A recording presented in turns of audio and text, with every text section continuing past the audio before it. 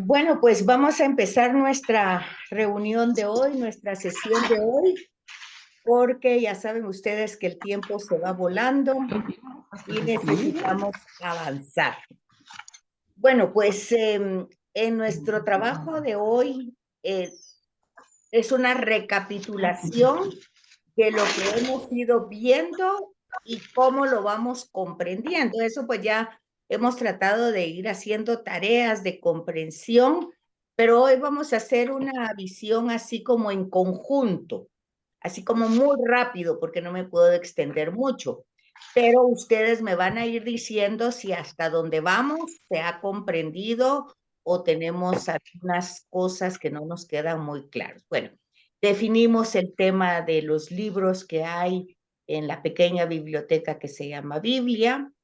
Vimos que el contenido de todos los libros, que hay una unidad y una continuidad en todos los libros y que esa unidad y continuidad se debe al contenido del libro. O sea que el contenido del libro es historia de la salvación. Ese es el mensaje. Eso es lo que vamos a encontrar nosotros, cómo Dios nos va salvando. Ese es el tema, ese es el contenido. Entonces, ese es el hilo conductor que nosotros tenemos que ir encontrando siempre, como Dios, porque el protagonista es Dios. Ese es un punto importante. Otro punto importante es que este tema de la historia de la salvación, pues no es que se le ocurrió a alguien, sino que es revelación. Lo tenemos como algo revelado, ¿verdad? O sea, no lo sabríamos, que no lo sabríamos si no se nos hubiera dado a conocer. No lo sabríamos si no se nos hubiera dado a conocer por Dios mismo. Entonces vimos que el protagonismo y la iniciativa es de Dios de querer darse a conocer. Y que una cosa que es bien importante captar de lo que hemos dicho es que en este primer momento todo parte de la experiencia. Eso lo dijimos de muchas formas, pero por si no lo hemos entendido, es que todo el tema de la revelación se da en forma experimental. O sea, cuando se habla de los personajes que entran en la historia de la salvación, Abraham, Isaac, Jacob, Moisés, fueron personas que experimentaron a ese ser. No empezó por especulación. Yo quiero saber si ustedes me comprenden eso, si comprenden cuando digo que todo este tema bíblico, todo ese contenido de la historia de la salvación, no empieza por especulación, sino empieza por experimentación. ¿Comprenden ustedes eso? ¿Sí? Sí, licenciada. Ok. Ellos lo vivieron. ¿Cómo? Que, digamos, los protagonistas vivieron las experiencias que relatan. No, no fue algo que ya han inventado, ¿verdad? Sino lo experimentaron. No fue a partir de ideas, ¿verdad? De Se les pensamientos. ocurrió. Especular es preguntarse y inquirir, cuestionarse, y no empezó por un proceso de pensamiento, sino empezó por una experiencia. Eso es muy importante, porque ahí es donde nosotros tenemos que entender que en un ambiente, o sea, los pueblos, todos los pueblos de la humanidad se han caracterizado por tener una manera de ser religiosa. Entonces, aunque fuesen politeístas, pero ahí hay que descubrir que hay una implicación religiosa. Es decir, tenían muchos dioses y a todos les daban culto, pero bueno, ahí va incluida la religiosidad. ¿Estamos de acuerdo con eso? Sí, licenciada. Va. Entonces, cuando se experimentan tantos dioses, como eran los pueblos y tantas prácticas a esos dioses, pues vamos a ver que toda la historia de la salvación empieza por iniciativa de Dios, por protagonismo de Él, por amor, pero con una experiencia personal, humana. O sea, Dios se manifiesta, se da a conocer con una persona primero, ¿verdad? Y así va progresando el contenido de la historia, ¿verdad? Va progresando. Vimos en su momento que habían etapas, ¿verdad? Se fueron dando diversas etapas progresivas. Primero fue en un periodo de tribus, cuando eran tribus, Abraham, Isaac, Jacob, tribus nómadas. Después este grupo queda en esclavitud. Después este grupo pierde una identidad, pero Dios nunca pierde la identidad ni se olvida de sus promesas. Sin embargo, está claro, porque ya lo vimos, que como se recopilaron tradiciones orales muy antiguas para ponerlas por escrito vamos a encontrar que Dios, después de 500 años, se acordó de la promesa hecha. Sí, pero ya nosotros ya hemos ido entendiendo las tradiciones orales que luego se pusieron por escrito y que utilizaron formas literarias, ¿verdad? Como analogías, como cuentos, como leyendas, como relatos etiológicos, etimológicos en Génesis. ¿Por qué se llaman los así? Bueno, todo ese tema ya lo hemos ido viendo, ¿verdad? Cómo Dios da la identidad y cómo vemos eso cuando le cambia el nombre a Abraham por es Abraham y le pone Abraham. Es Jacob y le pone Israel. En fin, vamos a ir viendo progresivamente, son tribus y luego... También le cambia, ¿verdad? ¿Qué manda? A Sara también le cambia. Sí, ¿por De qué? Saraí a Sara. Porque van a ser los depositarios de la promesa de Dios. Entonces, ya ahí vamos viendo una revelación. Hemos ido estudiando cómo se va revelando y cómo nosotros vamos comprendiendo cómo Dios se va revelando quién es Él, pero al mismo tiempo va revelando quién es el ser humano, cada ser humano que entra en contacto con Él. Dijimos también en su momento que ninguno de estos personajes, ninguno, tiene ningún mérito para ser elegido, que la elección más que motivo de orgullo es motivo de responsabilidad, porque es elegido para una misión, ¿verdad? ¿Cuál es esa misión?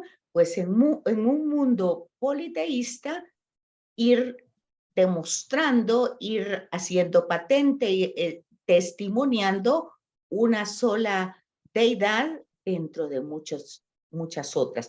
Fíjense que aún dentro del tema religioso, ese fue un gran paso para la humanidad, aunque nosotros no fuéramos religiosos, aunque nosotros no tuviéramos ninguna tendencia religiosa, ese fue un gran paso de la humanidad, de salir de un politeísmo, de pensar que el rayo era Dios, que el árbol era Dios, que el animal era Dios, o sea, de pensar no.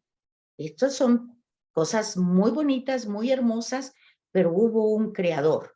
No sé si me doy a entender lo que les estoy diciendo, que aun cuando no fuéramos personas religiosas, ese es un gran paso de la humanidad. ¿Sí? ¿Sí o no? Sí. Sí. Bueno. Sí. Entonces, hasta aquí lo vamos entendiendo. ¿Sí vamos entendiendo todo hasta aquí? Sí. ¿No tienen dudas ni nada? No. Muy bien. Bueno, entonces, ¿cómo? Gracias, licenciada. Estamos aquí. Va. Entonces, vimos también que dentro de ya al poner las escrituras, hay un conjunto de grupos, eso lo vimos la semana pasada, que son los códices o los códigos, entonces que hay que leerlos en conjunto, o sea, que es un grupo de capítulos que tienen que ver o con el culto, si es el tema sacerdotal litúrgico, o que si es la construcción de un templo, o cómo se debe desarrollar un sacrificio. Entonces tenemos todo ese códice o código de la santidad en relación al culto, en relación a cómo debe comportarse las personas. También tenemos el código levítico. En fin, eso lo vimos la semana pasada. Entonces hemos visto distintas cosas que nos permite, primero, comprender pues que Dios se da a conocer, se revela, se manifiesta. También entonces con todos estos elementos que hemos ido viendo, las tradiciones, los códices, los códigos, los tipos, los protagonistas. La tipología es, por ejemplo, Isaac, que es como un tipo o una tipología de Jesús. ¿Por qué? Porque va a ser sacrificado, solo que Isaac no se sacrificó y Jesús sí. Luego tenemos Moisés, que tiene la antigua alianza, Jesús, que tiene la nueva alianza. Adán, que es el hombre, es parte de la humanidad, pero de una humanidad desobediente, pues, que no quiere depender de Dios. Y tenemos el nuevo Adán, que es Jesús, ¿verdad? Que con él, pues, es obediente al Padre, ¿verdad? Vamos a ir viendo después el tema de la obediencia, qué significa. Así tenemos distintos tipos. María como el tabernáculo, porque lleva en su vientre a Jesús, y como en el Antiguo Testamento tenemos el arca de la alianza. María sería como el arca de la alianza nueva, ¿verdad? También la nueva Eva. En fin, esos son los prototipos o los tipos que tienen que ver como que van presentándose en la antigüedad y que luego tienen en el Nuevo Testamento una realidad más cercana a nosotros. Y ese hilo conductor que tenemos que ir captando desde Génesis 1, porque aunque ya vimos que Génesis 1 es una prehistoria o una historia universal donde no está todavía la historia de la salvación, pero ahí hay una reflexión. Pues está la reflexión en que Dios es nuestro creador, que siempre le hemos dado la espalda porque no queremos tener dependencia de él, de que queremos darnos un nombre, tener nosotros nuestra propia identidad, dándola a nosotros mismos.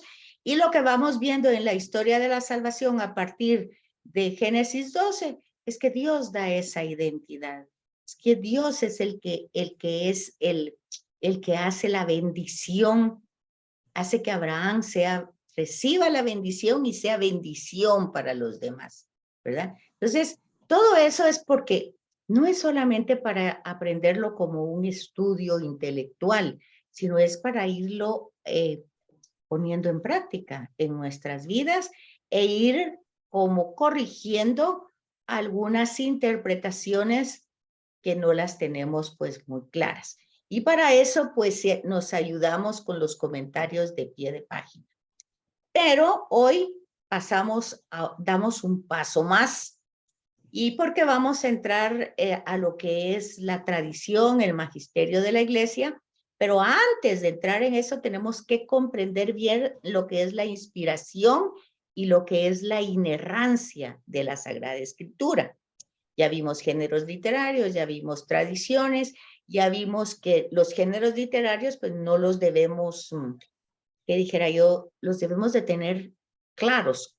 Por ejemplo, cuando nos toque la última clase de profetas, pues rápidamente vamos a ver a Jonás porque nos faltan días, pero no se van a sorprender cuando veamos en el texto de que ese relato no es histórico. O sea, que Jonás no existió. Entonces, cualquiera Si no ha tenido la formación que estamos teniendo, pues cualquiera se asusta. Y bueno, ¿y cómo? Si es revelado, ¿y cómo? Si es inspirado, ¿y cómo que no existió? ¿Y cómo si dice que todo es histórico? Bueno, pues vamos a ir viendo que esas son las formas literarias que van entrando, pero que siguen teniendo la continuidad y la unidad en el mensaje de la historia de la salvación. Y vamos dando las claves de la interpretación. Entonces, por eso es importante que hoy nos fijemos en lo que es realmente la inspiración. No sé si han seguido viendo los videos de los manuscritos, no sé si han avanzado o no han avanzado, si tienen dudas o todo les ha resultado claro o ya no continuaron viéndolos. Fíjense que vamos prácticamente a la mitad del trimestre. O sea que el trimestre se termina ya pronto. Entonces, para los que no lo han visto y pues no han tenido tiempo, pues se les va a dificultar verlos al final todos juntos, o no lo van a ver, ¿verdad? Entonces, siempre, pues si no lo logran ver, tendrán el resto de la vida para hacerlo, porque siempre es una riqueza formativa. Todo ese es un material de formación para la mayor comprensión de nuestro estudio. ¿Sí, Pedro? Señor, yo tengo una pregunta sobre el video, porque ahí habla sobre el pergamino, de que está hecho con piel de oveja, pero mi pregunta es que en ese tiempo se utiliza también otras pieles de animales o exclusivamente de las ovejas. Pues como primeramente se recuerdan que eran pastores, ¿verdad? Entonces, pero acuérdense que el pergamino es del papiro. Luego los otros, ahorita no recuerdo el nombre, pero no son pergaminos. Tienen otro nombre, ahorita no lo recuerdo, en mi mente se me va a venir en el transcurso de la clase, pero los otros no tienen nombre de pergamino. El pergamino es el papelito que sale del papiro, que es más liviano, ¿verdad? El otro, ¿alguien se recuerda cómo se llama? El que sale de las pieles de animales, empezando por ovejas, pero seguramente en el transcurso del tiempo van encontrando pieles más resistentes, porque de eso se trataba, ¿verdad? De la resistencia de la piel. Bueno, yo lo que recuerdo, licenciada, es que efectivamente el papiro, pues, fue una especie de papel hecho a base de esa planta, pues, que era de la región de Egipto. Sí, sí. Y el pergamino, que de hecho se ha usado hasta en nuestros tiempos, digamos que antes era el material que se usaba, por ejemplo, para imprimir los títulos universitarios, es hecho a base de piel. Exactamente, si es de cabra creo que es. Pero pues con un proceso así que lo afinan mucho para que quede pues bastante delgado, uniforme y pues es de mucha duración, ¿verdad? Pero por el costo pues ya se dejó de utilizar, pero el pergamino entiendo que es piel de cabra y el papiro pues era un papel Sí, era un papel tronco de esta planta de la planta, sí. Ah, bueno, pues voy a rectificar eso. No me recuerdo ahorita, pero creo que también. Lo que pasa es que según lo que dice en el video, que los materiales que se habían usado eran la tabla de arcilla, piedra, hueso, madera, metales o cerámica, como la ostrácades. Sí. Sin embargo, el papiro y pergamino se imponen. Eso era. Entonces, el papiro era el que salía de las hojas, de la planta. Ese era de la planta. Ahora el pergamino era el de piel de oveja. Era de piel de animal. Eso era lo que oveja o cabras. Muy bien. Eso era lo. Ahí tiene la respuesta entonces, oveja o cabras, ¿verdad? Ahí estaban. Sí, eso era del pergamino y que viene de Pérgamo, Asia. Así es. Según Plinio el Viejo, era un rey sumerio, algo así, era de Pérgamo. Perfecto, muy bien, gracias Margarita. Siglo II antes de Cristo. Muy bien. Ah, no es Margarita la que está hablando. ¿Quién es? No, es Sonia. Yo hablé un poquito. También, Nada más, ¿verdad? solo le dije el nombre. Sí, Margarita, gracias. Bueno, pues muy bien, sí, eso es exactamente. Y me encanta porque ya ven, quiere decir que lo están viendo, lo están entendiendo y van entendiendo todo ese proceso, ¿verdad? Que no nos da tanto tiempo verlo por acá. Bueno, y no sé si Pedro quedó satisfecho con la respuesta. Sí, señor, gracias. Muy, Eso, ok. gracias. Muy bien, bueno, muchas gracias entonces. Bueno, pues entonces ahora nosotros vamos a hacer uso, y eso es el trabajo que tienen para la semana entrante, de leer ciertos numerales de Vaticano II y del Catecismo de la Iglesia, junto con algunas citas que ustedes van a ir teniendo referencias, para ver lo que es la inspiración y lo que es la inerrancia. Porque con todos esos procesos, tanto en la forma oral, con toda esa gente de distintas culturas, de distintas costumbres, distintos idiomas, que fueron siglos orales. Luego todo ese proceso de escribirlo primero en papiro, después en pergamino, bueno, todos esos procesos. Luego después los largos procesos de traducción de un idioma a otro idioma para ir llevando, luego la imprenta, luego eso pues se desarrolló y nos llega ahora como está. Pues a todo eso tiene que ver una pregunta muy lógica. Ya está claro que Dios se tiene el protagonismo y Él se revela, Él se quiere dar a conocer, Él tiene la iniciativa, ahí no tenemos problemas. El problema, si realmente somos pensantes, bien, sí, bueno, ¿y en dónde está la inspiración? ¿Y en qué momento? ¿Y a quiénes? ¿Y en qué forma? Y cuando entra la imprenta y con todos esos procesos que han llevado largo tiempo, porque no se escribió al día siguiente, ¿verdad? Aunque se van a dar cuenta ustedes que en algunos pasajes bíblicos, por ejemplo, en el Decálogo, Deca 10, logo palabra, 10 palabras, pues se dan cuenta ustedes que ahí está escrito que Dios le ordena a Moisés que las ponga por escrito, ¿verdad? En las tablas. Entonces, ustedes tendrán que darse cuenta que ya ahí venía pues un periodo egipcio muy desarrollado con jeroglíficos. Acuérdense que Moisés había pertenecido a la corte egipcia, ¿verdad? Entonces, ustedes tienen que ir entrando todas esas ideas en su cabeza y una pregunta lógica, ¿verdad? Porque el que no pregunta no es que tenga mucha fe, es que o no ha entendido o realmente, pues, no está poniendo mucha atención en lo que se está viendo, porque todos estos elementos son muy claros, ¿verdad? Entonces vemos que la escritura también va teniendo su proceso en los textos, ¿verdad?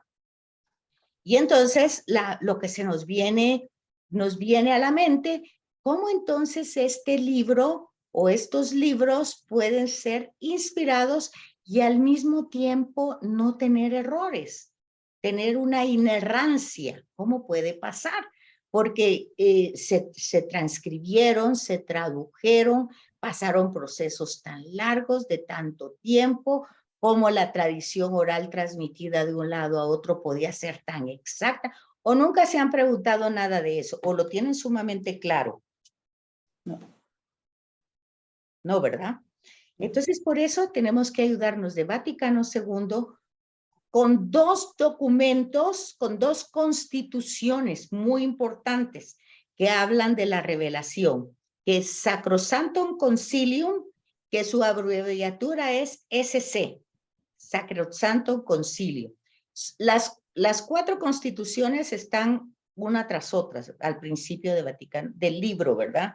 Del documento de Vaticano II. También Vaticano II tiene muchos documentos, ¿verdad? Pero tiene 4 constituciones que son las importantes. Y de esas 4 constituciones vamos a leer algunos numerales que están puestos en la tarea para la próxima semana, que hablan eso, hablan de la inspiración y hablan de la inerrancia con un lenguaje. ¿Por qué leer Vaticano II y Catecismo? Porque es un lenguaje del siglo XX, finales del siglo, bueno, mediados del siglo XX.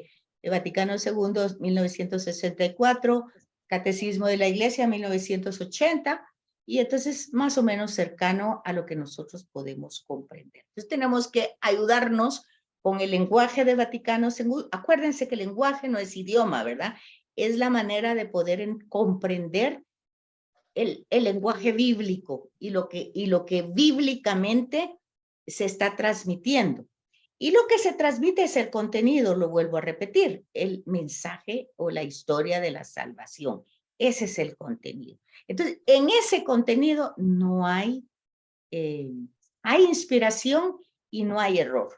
Pero hay que leer no son muchos, pero ahí están los numerales en la tarea para dentro de 8 días. Entonces, licenciada, disculpe, antes de que siga con respecto a las tareas. Sí, en introducción a la Sagrada Escritura, tenemos en el área de tareas un profeta Amós. Es que hace 8 días, ¿se acuerda? Que se pusieron, ¿se acuerda que hace 15 días se utilizó todo Amós? No hubo introducción, ¿se acuerda? Pero fue Carolina. No, pero no fue, pero sí se hizo la tarea, en Profetas puso usted tarea de Abdías. De síntesis.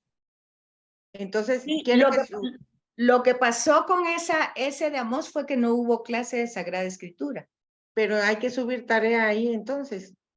Pues la que se les haya puesto, lo que se haya puesto. Yo no recuerdo ahorita porque ahorita ya estoy en otra cosa, pero no recuerdo qué puse. Bueno. Licenciada, Es que ahí pide síntesis. Dice síntesis de los profetas vistos hasta la fecha, Oseas, Joel y Amós, que es lo mismo que pide en Profetas. ¿Quiere que le pongamos la misma tarea ahí? Pues si ya la habían puesto, no. Solo una vez.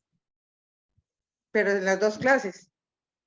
Bueno, en una no va a haber tarea, pues. ¿Ya me comprendió? Es que el Profetas tendría que estar. Es que el tema de ese día fue que no hubo Sagrada Escritura, sino que tanto Sagrada Escritura como Profeta se leyó Amós. Ese es el tema. Entonces la síntesis solo se pasa en un solo lugar. muy bien. ¿O hay problema, Carolina, en eso? No, lo que pasa es que no le va a cuadrar la nota. Don Estuardo. Pero no importa porque esa nota la voy a componer con ahora que estoy poniendo lecturas. Bueno, está bien. Lo vamos a utilizar así. Está bien. Solo pásenlo en un solo lado, entonces. Bueno, entonces, ¿alguna otra cosa, Carolina? No, licenciada, solo que estaba viendo que ya no son todos los alumnos. No, ¿se acuerda que yo le dije la semana pasada que se habían salido muchísimos? Parece que ya solo hay 29 según vi ahorita. Pero incluso yo ahorita tengo solo 18. Incluyéndome. ¿Te recuerda que le pregunté? Yo envié un... No, pero no los han quitado de la plataforma, licenciada. Pues yo mandé un audio porque me dijeron pues que se les dificultaba poner las tareas en la plataforma. Entonces yo lo mandé, pero no, para que vieran qué hacían, pero no sé si hubo solución en eso. Sí, no sé. Sonia, ¿quién es Kickfighter? Sí, es Sonia. Sí, yo estoy levantando la mano, licenciada. De acuerdo a lo que Alejandra me compartió, Es una nueva lista depurada donde ya están solo 29 alumnos. Y, pero dice Carolina que no la han depurado, me está diciendo ahorita. Sí, ya están. No, en la plataforma no. En la plataforma no está depurada. Okay. Bueno, en la plataforma será de preguntarle a Alejandra, pero ya el listado oficial que envió ya solo son 29. Los demás ya se salieron. Ah, bueno. Bueno, pues yo ahorita entonces, solo tengo sí, 18. Ok, sí, vamos a... ¿Te manda? ¿Algo más? No, nada más. Ah, va, muchas gracias. No, licenciada, solo eso. Que habría que tomar lista.